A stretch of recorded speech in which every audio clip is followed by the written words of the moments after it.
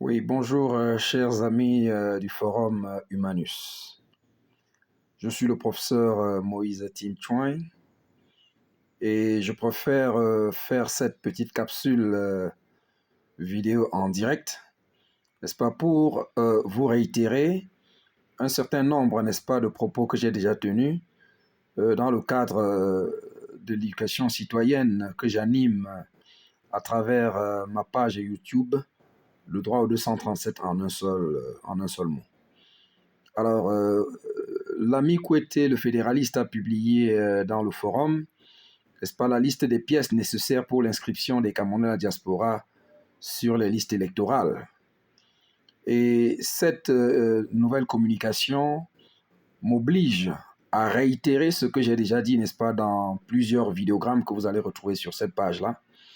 Je persiste et je signe à dire que les seules exigences pour l'inscription sur les listes électorales sont prévues par l'article 2, alinéa 3 de la Constitution, dont les termes sont repris par l'article 45 du Code électoral.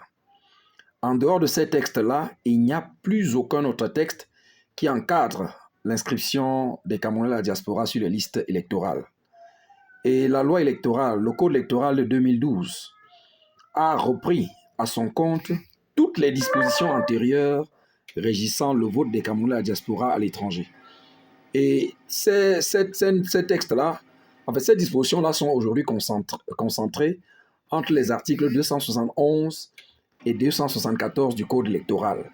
Alors, nulle part dans ces articles-là, vous n'allez voir d'exigence de la carte consulaire ou alors du titre de séjour. Et je persiste à dire que l'irrégularité d'une personne dans un pays étranger ne lui enlève pas sa nationalité. Elle ne fait pas de lui un apatride. Elle ne le prive pas de son droit de vote. Et donc, au regard de l'article 2, alinéa 3 de la Constitution et l'article 45 du Code électoral, la seule pièce nécessaire pour l'inscription sur la liste électorale doit être une pièce d'identité. Parce qu'elle permet de justifier les deux seules conditions prévues par la loi, à savoir être camerounais et être âgé d'au moins 20 ans. C'est suffisant pour l'inscription sur les listes électorales.